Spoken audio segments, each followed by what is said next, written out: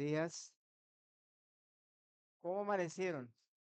¿Bendecidos? ¿Puede darle una sonrisita al hermano que está al lado suyo? ¿Sí? Crújale los dientes. No, sonrían. Qué bueno que nuevamente Dios nos da el privilegio de estar una vez más reunidos como iglesia en este lugar y poder adorar a un Dios que es todopoderoso, que es infinito, que es eterno, que es inigualable, que es inmutable. A ese Dios es que nosotros adoramos. ¿Y cuánto nos gozamos en la adoración? ¿Te pueden levantar sus manitos ahí y batirlas al Señor?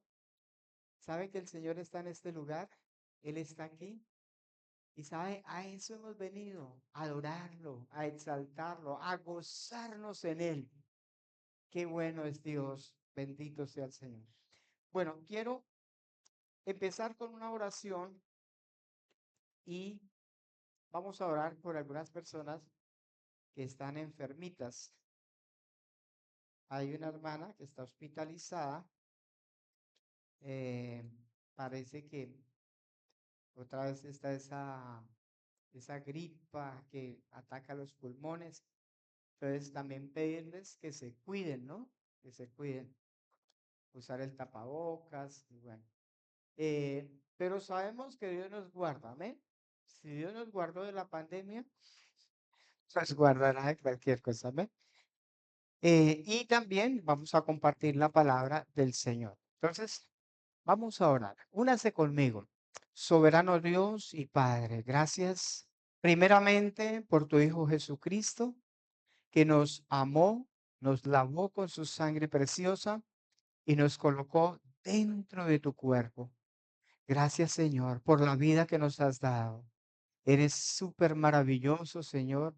Eres admirable. Te bendecimos en esta mañana, bendito Dios. Gracias por darnos esa oportunidad de reunirnos, el privilegio que tenemos de gozarnos en ti. Muchísimas gracias, Señor.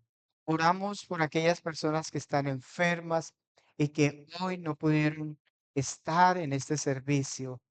Pedimos que tu gracia y tu favor sea sobre ellos, tu mano santa y poderosa para sanar, para liberar, para levantar, para curar, en el nombre de Jesucristo.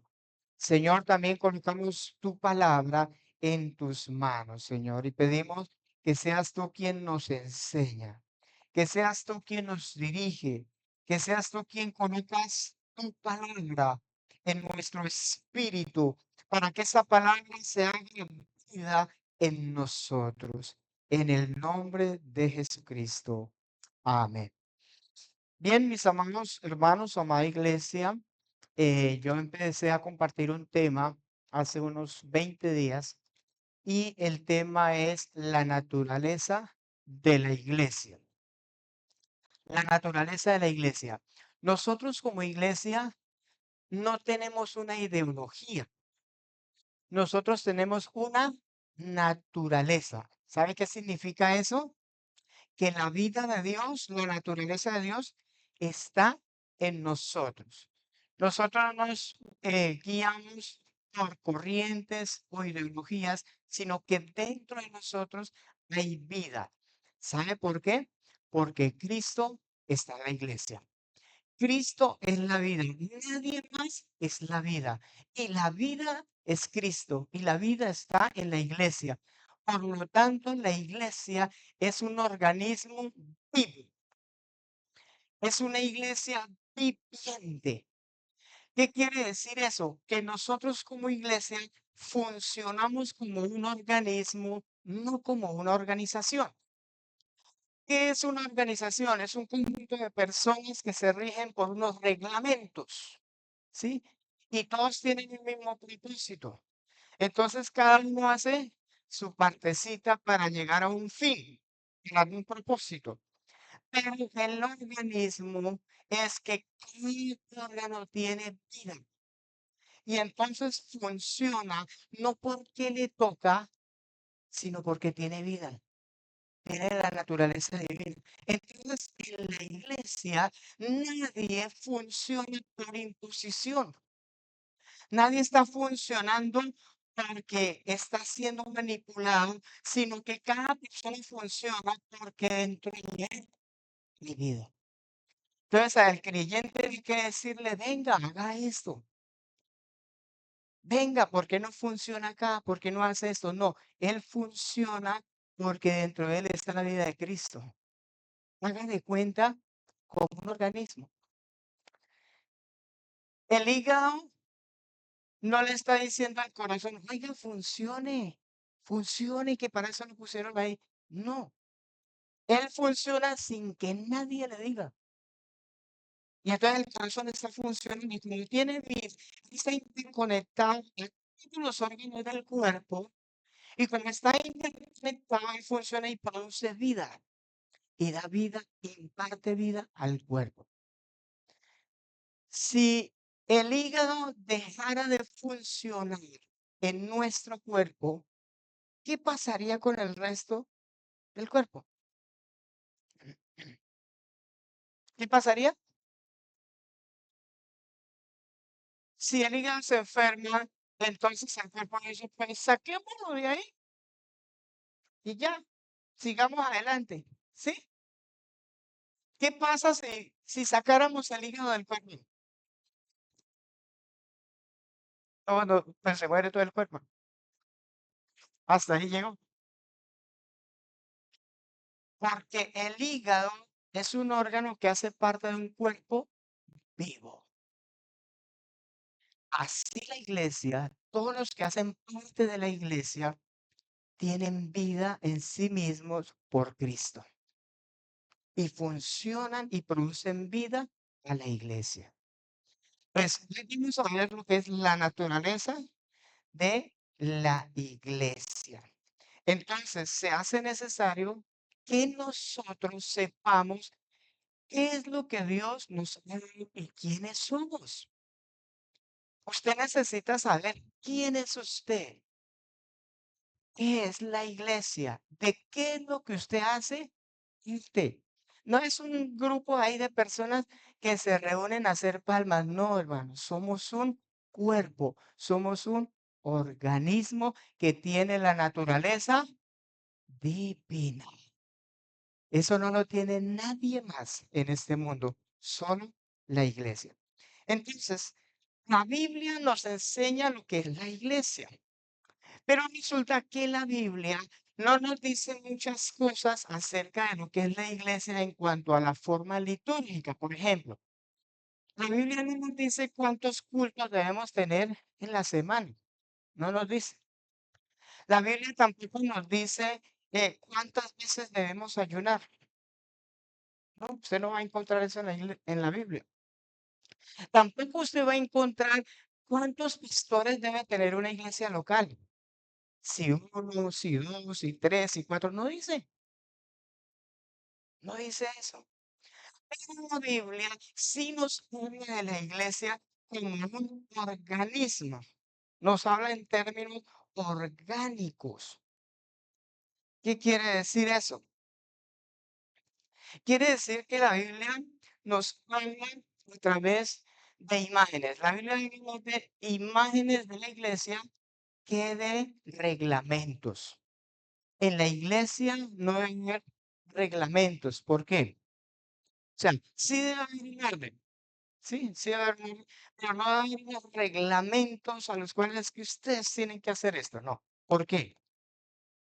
Porque en sí mismo la persona da un fruto. Da un fruto. Por ejemplo, Jesús nunca le enseñó a las personas que ayunaran. Nunca. Usted no va a ver eso en la Biblia. Pero sí le dijo cómo hacerlo. ¿Sí? No es que ustedes tienen que ayunar. No, Jesús dijo cómo se debe ayunar. Jesús dijo cómo se debe ofrendar. Ni siquiera dijo ustedes deben ofrendar. No. ¿Por qué? Porque eso se da por sentado. Que la iglesia vive en ello. ¿Por qué? Porque tiene vida.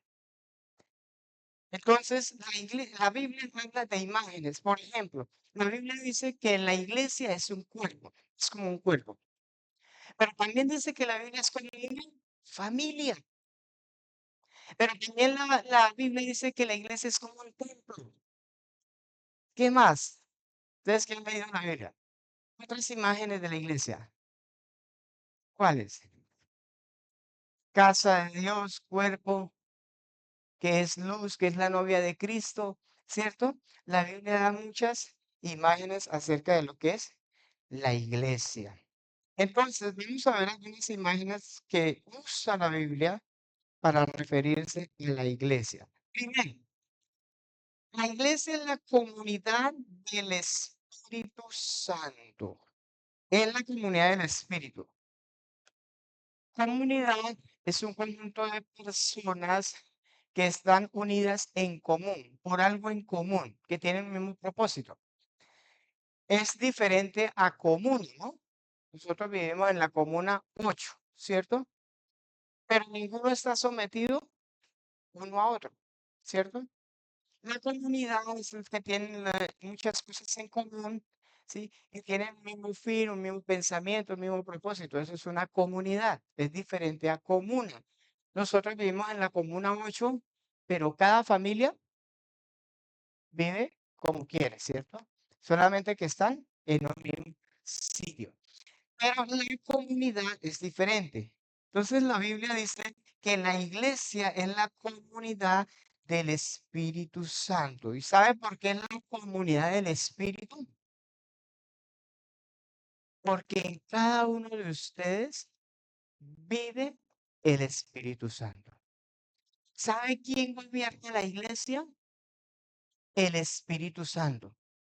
¿Sabe quién dirige la iglesia? ¿Quién la orienta? ¿Quién la edifica? ¿Quién la guía? El Espíritu Santo.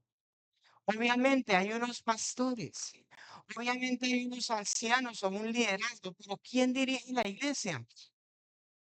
El Espíritu Santo. Él es el que la dirige. Realmente, ¿quién es el pastor de la iglesia? Cristo, el Espíritu Santo. Él gobierna a través del Espíritu Santo. Entonces, es la comunidad del Espíritu, porque Él es el que nos guía a toda la verdad. ¿Sabe una cosa interesante? Es que en la antigüedad el Espíritu Santo nunca estuvo en las personas, sino que estaba sobre ellos. Ni siquiera estuvo en los profetas. ¿Se acuerda cuando Elías decía, vive Jehová en cuya presencia estoy? Creo que fue el único que dijo eso. Vive Jehová en cuya presencia estoy. Y una hermana decía, uy, qué rico poder decir, como decía Elías, vive Jehová en cuya presencia estoy. Él estaba en la presencia de Dios. Y yo le dije, ¿sabe que ahora estamos mejor que Elías? Porque ahora no decimos vive Jehová en cuya presencia estoy, sino que vive Jehová vive en mí. Porque Dios nunca estuvo en la antigüedad en las personas. Pero aún en la iglesia, Dios vive en las personas. Dios, el creador del universo, ahora vive en usted. Por eso somos la comunidad del Espíritu. Es más que una reunión de personas. Es más que un grupo de personas que nos reunimos a cantar. No, es que Dios, la naturaleza divina, está en nosotros. Nada más y nada menos que el Espíritu de Dios. Está en nosotros. O sea que hay algo más cerca que puede estar Dios. Dios estuvo cuando Israel iba en el desierto. Moisés le dijo a Dios, si tu presencia no va conmigo, no nos saques de acá. ¿Y sabe qué hizo Dios? Colocó un tabernáculo en medio de ellos. El pueblo estaba ahí y él se colocó en medio. Y colocó un tabernáculo y lo puso ahí. Entonces, ¿de qué se daba cuenta el pueblo? Cuando ellos miraban el tabernáculo, ¿qué decían? Dios está ahí. Dios está en medio de nosotros. Dios está ahí. Pero cuando vino Jesús, que se hizo hombre, se hizo humano, Dios estuvo por eso Dios con nosotros. Entonces, la gente pudo tocar a Dios, lo tocó, lo contempló, lo escuchó, vio a Dios en forma humana. Jesús, Dios con nosotros. Pero ahora que Jesús ascendió a los cielos, vino el Espíritu Santo. ¿Y dónde se metió? En nosotros. Ahora es Dios en nosotros. ¿Qué más cerca puede estar Dios de una persona? Vemos el amor y la misericordia de Dios. Entre más el hombre se aleja de Dios, Dios más se acerca. Dios siempre ha querido estar más cerca del hombre. Cantábamos ahorita un coro. Dios es más grande de lo que yo imagino. ¿Usted cómo se imagina a Dios? Dios es más grande de lo que usted se imagina. Es más real de lo que usted se imagina. Dios siempre quiere estar más cerca de nosotros. Amén. ¿Hasta aquí vamos bien? Ahora, Espíritu Santo, ¿quiénes hacen parte de esa comunidad? ¿Quiénes hacen parte de la iglesia? Todos aquellos que reciban el Espíritu Santo. Vamos a mirar San Juan capítulo 14, versículo 16.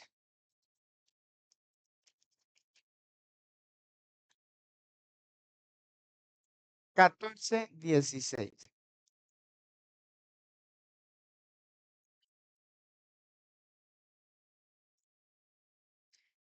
Dice,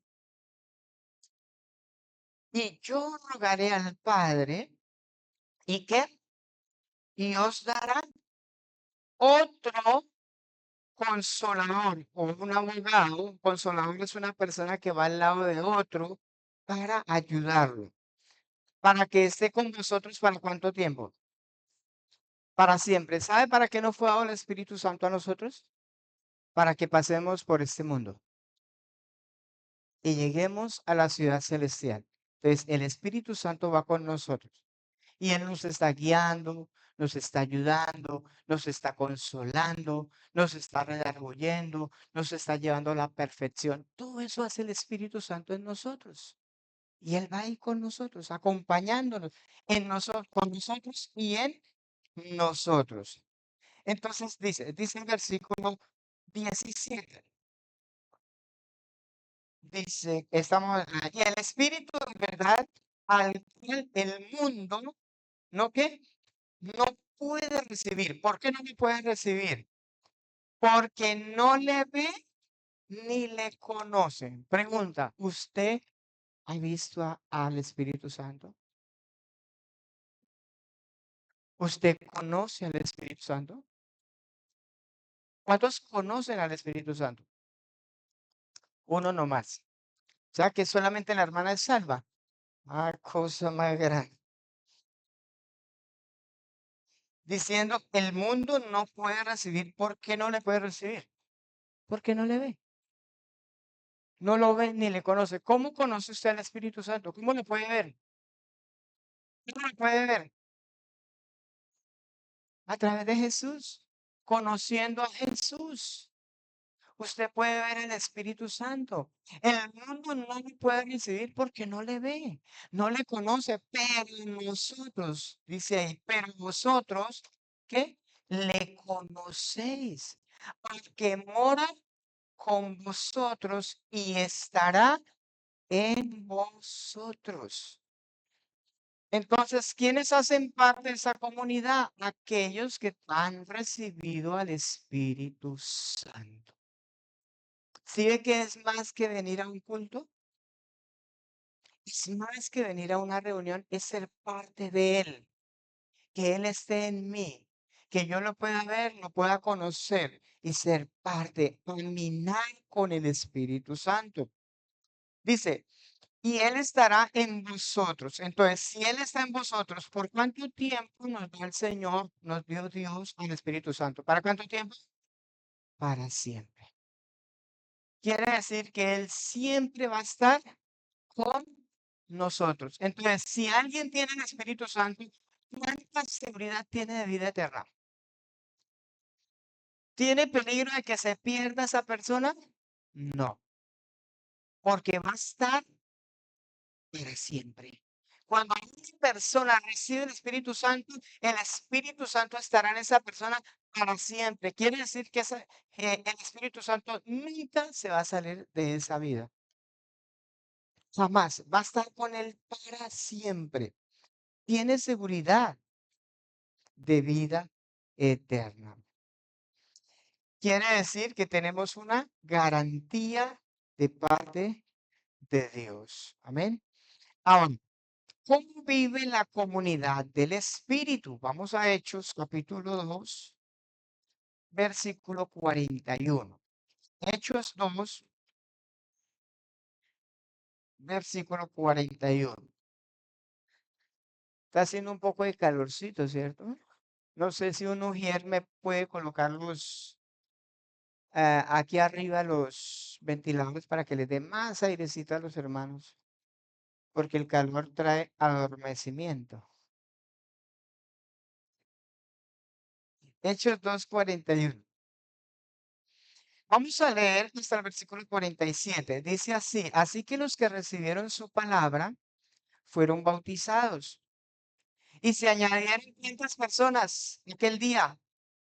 Como 3,000 personas se convirtieron de una sola vez. Versículo 42. Y perseveraban en dónde. La doctrina de quién? De los apóstoles. En la comunión unos con otros, en el partimiento del pan y en las oraciones. Y sobrevino temor a cuántas personas, a toda persona, y muchas maravillas y señales eran hechas por los apóstoles. Todos los que habían creído, ¿cómo estaban? ¿Cómo? Juntos. ¿Y qué tenían? En común todas las cosas. ¿Y qué hacían? Y vendían sus propiedades, sus casas y sus bienes y los repartían ¿a cuántos? A todos, según la necesidad de cada uno. Y perseverando unánimes, o sea, un solo ánimo, cada día o cada 8 días, cada día en el templo y partiendo el pan en las casas, ¿cómo comían? Juntos, con alegría y sencillez de corazón, alabando a Dios y teniendo favor con quien, con todo el pueblo. Y el Señor, ¿qué hacía? Añadía cada día a la iglesia los que habían de ser salvados. Oiga, qué iglesia tan hermosa. ¿Será que nosotros podemos llegar a ser así como esa iglesia del primer siglo? ¿Qué piensan? ¿Sí, amén? ¿O amén, mentiroso? Pues esto es lo que la Biblia habla acerca de esta iglesia. Pero me parece interesante en el versículo 41, mire ahí, dice, así que los que recibieron su palabra fueron ¿qué? Bautizados. ¿Quiénes son los que deben ser bautizados? Los que reciben la palabra. Y entonces esos que reciben la palabra y son bautizados son añadidos ¿a dónde? A esa iglesia que es la comunidad del Espíritu. Porque la iglesia es un organismo vivo, vivo. Esas personas son añadidas. Pero dicen los que recibieron su palabra. ¿Sabe quiénes son esas personas? Aquellos que entendieron quién es Jesús, que depositaron su fe, en Cristo para salvación, que entendieron que Cristo Jesús murió por sus pecados y los limpió de sus pecados. Ellos entendieron eso. Ellos vieron que Jesús era la única esperanza para ellos de salvación y ellos recibieron esa palabra en el corazón. Cuando una persona está recibiendo la palabra en su corazón, esa persona está muy atenta y tiene su corazón abierto para la palabra de Dios y desea la palabra y desea que la palabra de Dios entre a su vida y sea real en él. Hay personas que escuchan o oyen, pero no escuchan. Pero dice esto que los que recibieron su palabra, una persona puede venir por 20 años a la iglesia y nunca recibir la palabra. Porque la palabra se escucha es con el corazón, en el espíritu, para entender lo que Dios está hablando, cuál es la voluntad de Dios. Mire, no fue una fe superficial de estas personas. Fue tan real esa fe que ellos se bautizaron. Ellos dijeron, yo recibo esa palabra, yo me identifico con esa palabra es para mí. Eso que Dios está diciendo de Cristo, esa palabra es para mí. Y recibieron la palabra y fueron añadidos a la iglesia. ¿Cuántas personas? 3,000 personas. Increíble, ¿verdad? Súper maravilloso esto. Entonces ellos entendieron el evangelio, entendieron quién era Cristo. En el versículo 38, Pedro les está hablando a ellos mismos antes de ellos recibir la palabra. Pedro les dijo, arrepentíos y bautícese cada uno de vosotros. ¿Qué estaban entendiendo ellos de Dios? Que ellos tenían que arrepentirse. Yo les hago una pregunta, hermano. ¿Cuántos de ustedes ya han tenido un arrepentimiento verdadero? ¿Qué es un arrepentimiento? Porque a veces tenemos conceptos de arrepentimiento no bíblicos. Y entonces pensamos que arrepentimiento es pedirle perdón a Dios y no volverlo a hacer. Eso es un remordimiento. Pero eso no es arrepentimiento. Ay, yo le pido perdón a Dios y lloro, ¿no? Porque hay personas que lloran, ¿cierto? Señor, no lo vuelvo a hacer. Y al fin de semana, otra vez. ¿Cierto? Eso no es arrepentimiento, ¿verdad? Como el hombre que le dice a la mujer, mi amor, no vuelvo a tomarlo, pero por estos 3 días, ¿no?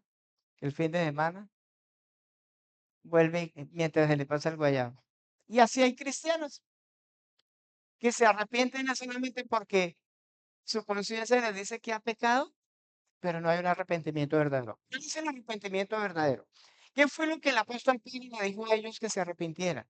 ¿De qué les está hablando? Para poder tener un arrepentimiento verdadero, escuche esto. Primero, hay que ver a Dios en su santidad. ¿Escucharon eso? Cuando usted conoce a un Dios que es santo, ¿sabe qué va a pasar? ¿Cómo se va a ver usted? Pecador. Yo tuve una experiencia que eso cambió mi vida. Yo tenía 27 años, 26 años tenía. Yo tuve una experiencia con Dios. Estábamos en oración con mi esposa, ahí en la casa, ni siquiera fue en la iglesia, ahí en la casa. Y ella me invitó a orar y estábamos ahí en oración. De pronto yo empecé a sentir la presencia de Dios tan fuerte, y empecé a ver la santidad de Dios, a ver cómo Dios es santo, que no puede. tener relación con el pecado y yo me vi tan sucio, tan pecador, que yo pensé que yo me iba a morir ahí. Tenía 26 años. Y sabe, esa experiencia fue tan tremenda para mi vida. Yo nunca había visto a Dios así. Nunca lo había visto santo. Porque uno canta santo, santo, pero nadie ni entiende qué es lo que está diciendo. Pero sentirse pecador ante un Dios santo y decir, me voy a morir. Sentir la santidad de Dios. Y eso era lo que Pedro les estaba diciendo. Ustedes tienen que ver la santidad de Dios, porque si no, nunca ustedes se van a ver pecadores. Lo que va a pasar es que van a venir a una reunión de iglesia y van a pensar que porque vinieron a un culto y levantaron las manos, ya con eso tienen. No, hermano. Usted tiene que ver la santidad de Dios. Que Dios les revele su santidad para que usted pueda ver la pecaminosidad de su corazón. Y decirle, Dios, necesito que me salves. Porque si tú no me salvas, estoy perdido. Eso fue lo que pasó allí. Pero les está diciendo, arrepentíos. Miren la santidad de Dios y miren su pecado. Tanto que ellos dijeron, ¿qué haremos? Nos vamos a morir. ¿Qué haremos? Es ahí el arrepentimiento que Dios quiere. Muchas personas se creen buenas porque hacen tales o tales cosas y se creen buenos. Pero no, hermano. Es necesario que tengamos una revelación de la santidad de Dios para decirle, Señor, tú eres santo, yo soy pecador, merezco morir, pero tú eres mi salvación. Ese es un arrepentimiento. Ese es un arrepentimiento verdadero. ¿Y ese arrepentimiento a dónde lo va a llevar? A una fe en quién? En Jesucristo. Cristo murió por sus pecados. Él es la solución. Él es la esperanza para nosotros. Hermanos, si no fuera por Cristo, todos estaríamos muertos. Nadie es salvo por hacer cosas buenas. Somos salvos para buenas obras, pero no somos salvos por buenas obras. Necesitamos un arrepentimiento primero y la fe en Jesucristo. Amén. Para que Dios nos conozca y seamos parte de esa iglesia que es la comunidad del Espíritu Santo. Entonces, cuando tenemos un arrepentimiento y creemos en el Señor, ¿qué va a pasar en nosotros, hermano? ¿Sabe qué va a pasar? Solito usted va a comenzar a dar fruto, solito. ¿Sabe? Nadie va a tener que decirle, venga, hermano. ¿Y usted por qué no agrada a Dios? ¿Porque usted hace esto? No. ¿Por qué? Porque el Espíritu Santo, la naturaleza divina que está en él, lo lleva a vivir una vida agradable a Dios. ¿Cuántos han sentido eso? Usted es un hijo de Dios. Si usted siente eso, usted es un hijo de Dios. Nadie tiene que estar como un policía detrás suyo. ¿Qué está haciendo? ¿Qué está mirando? ¿Qué está pensando? Nadie. Porque el Espíritu Santo está en usted. Y va a producir un fruto, el fruto de Dios. ¿Sí que hay personas que se engañan a sí mismos? Cuando están en el culto, y no es que sea malo levantar las manos. ¿Qué es lo malo? Que después del culto vuelven a lo mismo. A vivir como si el Espíritu Santo no estuviera en él. La iglesia es una comunidad en espíritu porque el Espíritu Santo vive en la iglesia y produce el fruto de Dios. ¿Usted está seguro de tener el Espíritu Santo? Sí. ¿Por qué sabe? Lo conforta, lo confronta. ¿Sabe qué dice la Biblia? Todos, escuche, todos los que son guiados por el Espíritu Santo, estos son hijos de Dios. ¿Quién me guía? ¿Quién guía mi vida? Si el Espíritu Santo guía su vida, usted es un privilegiado. Usted hace parte de la comunidad del Espíritu. Usted tiene la naturaleza divina. Amén. Vamos al versículo 42 de donde estamos, Hechos 2, 42. Dice, y perseveraban ¿en qué? En la doctrina de los apóstoles. Bueno, una característica de la comunidad del Espíritu es que perseveran en la doctrina. Perseverar es permanecer. No es que un tiempo estoy congregándome, estoy creciendo en el Señor y otro tiempo no. Pues este mes sí, el otro mes no. Este año sí, el otro año no. Entonces se da sus vacaciones, ¿no? No es así. En la comunidad del Espíritu persevera en la doctrina. ¿Por qué es tan importante perseverar en la doctrina? Porque la doctrina nos guarda nuestra alma. ¿Qué pasa si caemos en una doctrina diferente a la de los apóstoles?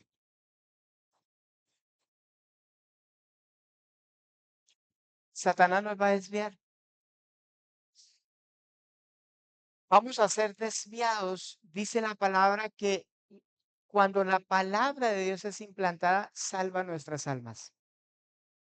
Y es importante que usted persevere en la doctrina de los apóstoles. Dice, y perseveraban en la doctrina de los apóstoles. ¿Cuál es la doctrina de los apóstoles? La de Cristo. ¿Qué era lo que los apóstoles enseñaban? ¿Qué enseñaban ellos? A Cristo. Ellos no enseñaban ni el día sábado, ni de los mandamientos. Ellos no enseñaban de que la misión tal. No, ellos enseñaban de Cristo Jesús. Perseveraban en la doctrina. Eso los mantenía firmes en el Señor. Es importante que usted persevere en la doctrina, en la enseñanza fundamental, las verdades de Dios. Porque ¿sabe qué hace la verdad de Dios? Te hace libre. La verdad te transforma, hermana Isabel. Sí, los mandamientos son bíblicos. Lo que pasa es que la ley como tal, los mandamientos que Dios dio, como los 10 mandamientos, incluso guardar el día de reposo, todos esos mandamientos eran una sombra de lo que iba a venir y todo se cumplió en Cristo. Por ejemplo, hay personas que hoy guardan el sábado, se quedaron con el día, pero resulta que Dios hablaba de un día de reposo, pero ese día de reposo se iba a cumplir en Cristo. Ahora nosotros sí guardamos el día de reposo, porque nosotros estamos en Cristo. Para nosotros no es un sábado, para nosotros es Cristo Jesús. Amén. Él es el día de reposo, pero nos quieren volver al antiguo. Nos quieren volver a la maqueta, a la sombra, al dibujo. No, estamos ahora en lo real que es Cristo Jesús. Amén. Por eso no se deje desviar de la doctrina, hermano. Tenga firmeza, afírmese. Perseverar significa que usted va a crecer espiritualmente, porque a través de la doctrina su vida y mi vida es transformada. La palabra, cada vez que es enseñada, esa palabra tiene poder en usted para sobreedificarlo y en mi vida. y nos sobreedifica. ¿Por qué es tan importante congregarnos? Porque nos edificamos. Si usted deja de congregarse, usted va a escuchar otra cosa. ¿Y sabe qué va a pasar con esa doctrina? Te va a sacar del propósito de Dios. Te va a aislar del propósito de Dios. ¿Y sabe cuál es el propósito? Que usted pierda la sincera fidelidad a Cristo. Por eso esta iglesia permanecía en la doctrina de los apóstoles, que era el fundamento de qué predicaban ellos. Vamos a Efesios 2, versículo 20. Ya se nos fue el tiempo. Efesios, vamos a leer así rápidamente por causa del tiempo. El tiempo siempre vamos contra reloj. 2:20 dice, edificados sobre el fundamento de quién? De los apóstoles y profetas, siendo la principal piedra del ángulo Jesucristo mismo. Hay personas que dicen, no, eso no lo dijo Jesús, eso lo dijo fue Pablo, o eso lo dijo Pedro. ¿Quiere que le diga una cosa? La doctrina de los apóstoles es la doctrina de Cristo. Yo escuchaba fue que eso lo dijo Pablo, eso lo dijo el Espíritu Santo. Porque el Espíritu Santo revelaba a Cristo a los apóstoles y ellos enseñaban esa doctrina para que la iglesia estuviera firme, estuviera edificada, sostenida sobre esa verdad. Esa verdad que es Cristo, por eso dice, siendo la principal piedra del ángulo, Jesucristo mismo. ¿Por qué? Porque ellos habían visto, Dios se había revelado a ellos. Primera de Juan, capítulo 1, versículo 1. Primera carta de Juan, 1:1 al 4. Dice, lo que era desde el principio, lo que hemos oído, lo que hemos visto, esto lo está diciendo el apóstol Juan, con nuestros ojos, lo que hemos contemplado y palpado en nuestras manos, tocante al verbo de vida, porque la vida fue ¿qué? Manifestada. La vida es Dios, pero la vida no se había manifestado. Dice, y fue manifestada y la hemos ¿qué? Visto y testificamos, damos testimonio y nos anunciamos la vida eterna, la cual está con el Padre y se nos manifestó.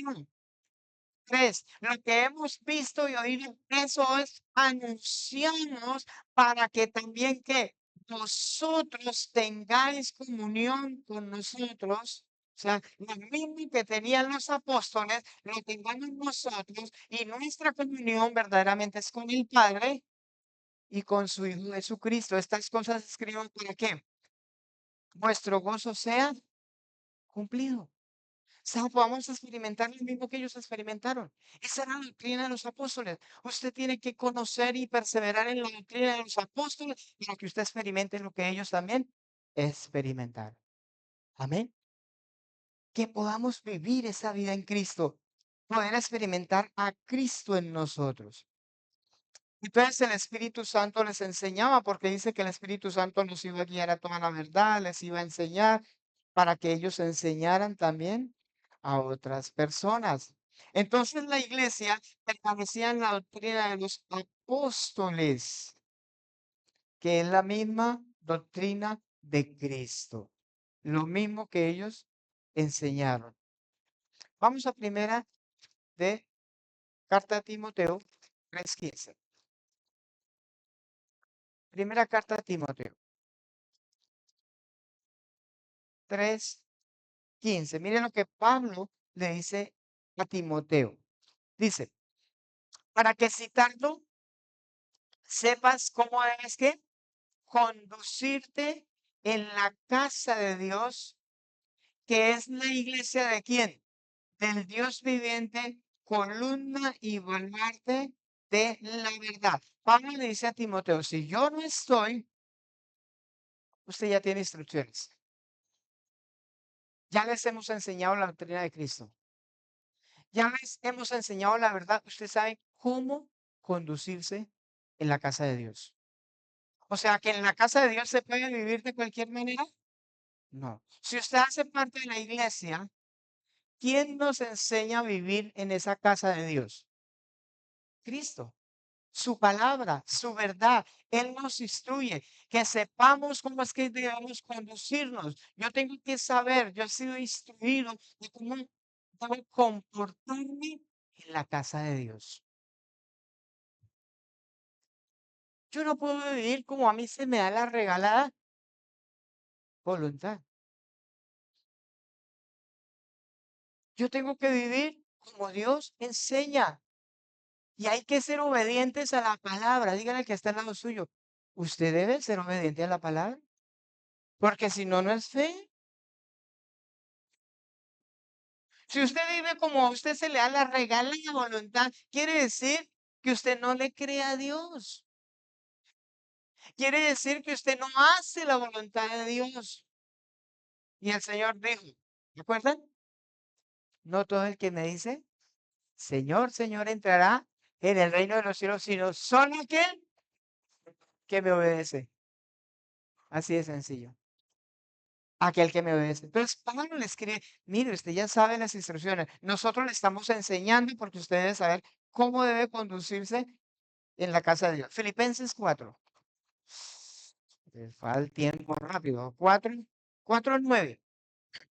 Dice, lo que aprendisteis y recibisteis y oísteis y visteis en mí, ¿esto qué? Hacer. ¿Y qué pasará?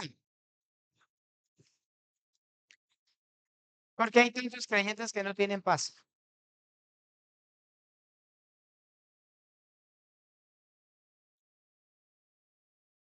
Porque no han aprendido. No han aprendido de Dios.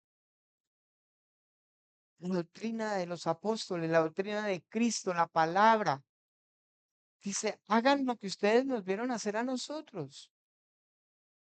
¿Cómo vivía el apóstol Pablo? ¿Cómo vivía el apóstol Pedro? Hagamos eso. ¿Cómo lo vivieron ellos? Dice, hagan lo que ustedes me han visto hacer, dice el apóstol Pablo.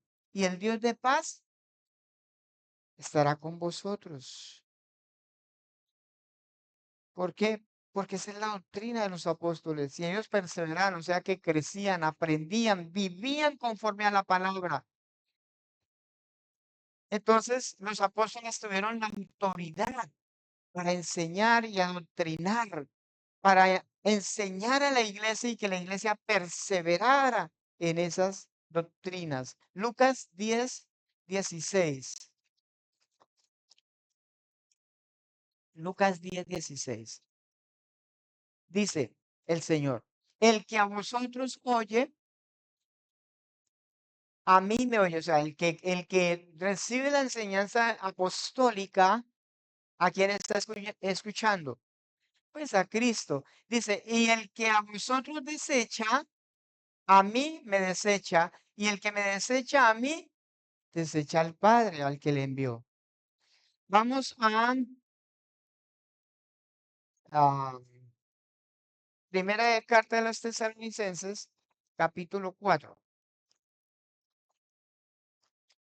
Primera a los Tesalonicenses, capítulo 4, versículo 1 y 2. Dice, por lo demás, hermanos, os rogamos, miren lo que dicen los apóstoles, y exhortamos en el Señor Jesús, que de la manera que aprendisteis de quién, de nosotros, como os conviene conduciros y agradar a Dios, así abundéis más y más. Dos, porque ya sabes qué instrucciones os dimos por el Señor Jesús. ¿Qué debe estar basada en nuestra doctrina, hermano? En la doctrina de los apóstoles, en el Nuevo Testamento. Hay personas que no aceptan el Nuevo Testamento, pero sabe que la Biblia es un solo libro y sabe que el Nuevo Testamento es el cumplimiento del Antiguo Testamento. Las personas que no aceptan el Nuevo Testamento no han entendido las cosas de Dios. Ojo con eso. No han entendido. Hay personas que solamente se basan en el Antiguo Testamento. No. Tenemos que tener toda la palabra de Dios porque toda ella habla de Cristo. Primera de Corintios 4:6. 4:6. Dice, pero esto, hermanos, me he presentado como ejemplo en mí y en Apolos por amor de vosotros, para que nosotros aprendáis a no pensar más de qué, de lo que está escrito. A no pensar más de qué, de lo que está escrito. Oigan, el que está no suyo, no piense más de lo que está escrito. No sea que por causa de unos envanezcáis unos a otros. Hermano, ¿por qué tanta innovación hoy en la doctrina? Algunas personas le añaden a la palabra y sacan cosas que Dios nunca dice. Y usted va a ver, y lo que ellos enseñan no está en la palabra. Nosotros debemos ceñirnos a la palabra de Dios. Y les voy a dar un pequeño ejemplo. Vamos a ungir la ciudad con aceite. ¿Dónde dice eso en la Biblia? ¿Dónde? ¿Por qué le añadimos a la palabra? La Biblia dice que el que le añade o le quita la palabra, Dios le quitará su nombre del libro de la vida. Y el que le añada, le añadirá las plagas que vendrán sobre ese mundo. Porque a veces nos la damos de sabios y creemos que sabemos más que Dios y creemos que a Dios le faltó. No, todo lo que está escrito lo dejó Dios y es perfecto. No le hace falta nada. Ni le sobra ni le falta. Nos ceñimos a la palabra de Dios. Perseverar en la doctrina es muy importante para usted como iglesia, para mí. Que no, que es que hay que hacer esto, que hay que hacer aquello, que hay que hacer lo otro. Y hay tantas cosas que le añaden. Los fariseos hicieron lo mismo. Cogieron la palabra y le añadieron. Y de un solo mandamiento sacaron cientos de mandamientos más de ese solo mandamiento que para mejorar. No, hermano, Dios no necesita que nosotros le mejoremos la palabra. La palabra está perfecta. No hay que añadirle. Aquel que le añade se pierde. Se pierde. Y me encanta esto. La iglesia perseveraba en la doctrina de los apóstoles. Tenemos que ser una iglesia, comunidad del Espíritu que persevera en la doctrina. No le quiten ni le añadan. ¿Sí? ¿Estamos de acuerdo? Amén. Vamos a leer un último versículo. Vamos a terminar con este. Segunda carta de Juan, versículo 9 al 11. Pero no voy a leer en la Dios habla hoy. Biblia Dios habla hoy. Ah, porque me pareció interesante lo que dice acá. Versículo 9 al 11. Vamos a leerlo. Miremos aquí la pantalla. Vamos a leerlo todo. Dice, cualquiera que pretenda avanzar más allá de lo que Cristo enseñó, no tiene a Dios. Hasta ahí, espere ahí un momentito. Déjeme ver. Aquel que quiere avanzar, darle una interpretación más allá de lo que Dios ha dicho, ¿qué dice la Biblia de esa persona? No tiene a Dios. Ahora sí, el otro.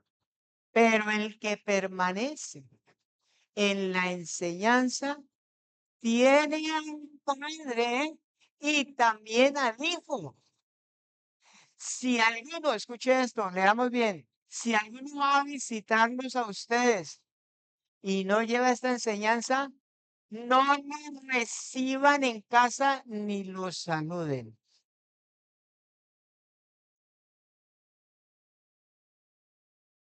No lo estoy diciendo yo,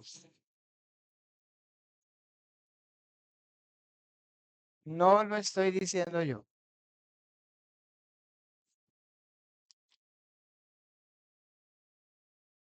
Segunda carta de Juan, versículo 9 al 11. Dios habla hoy. Para Dios es muy importante perseverar en la doctrina. Te da vida, te transforma, te hace libre y nos hace vivir en esa comunidad del Espíritu. Hay vida en nosotros. Amén. Le animo, hermano, a que si alguien le llega con una doctrina diferente, ni lo salude.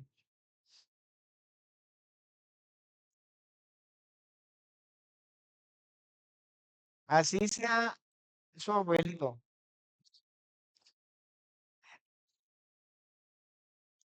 Dígale, esto dice la Biblia, porque las falsas enseñanzas tuercen el camino de Dios. Amén. Oremos. Si quiere, póngase en pie, hermano. Y hacemos una oración al Señor con todo el corazón. Hago la pregunta, ¿usted hace parte de la comunidad del Espíritu? ¿Tiene vida? Si tiene el Espíritu, tiene vida.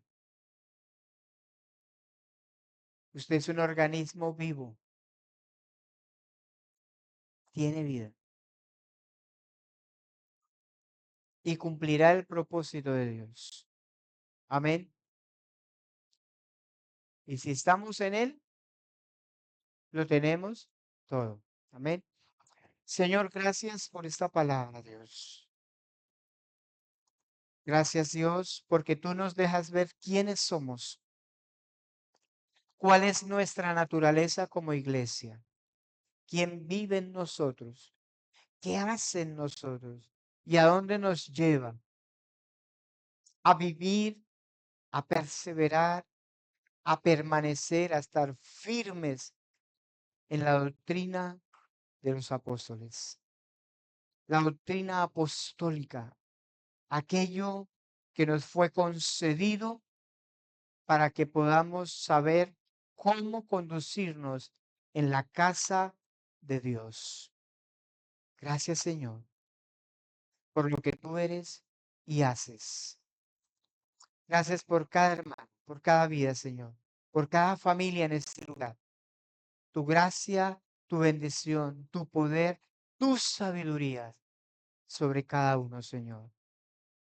Gracias por el querer como el hacer que tú colocas en nosotros para hacer tu voluntad. Señor, ayúdanos a vivir en esa verdad. En el nombre de Cristo Jesús. Amén. Tomen asiento un momentico, hermanos. Espero que esta palabra le haya sido de bendición. Vamos a presentar un bebé al Señor. La Biblia dice que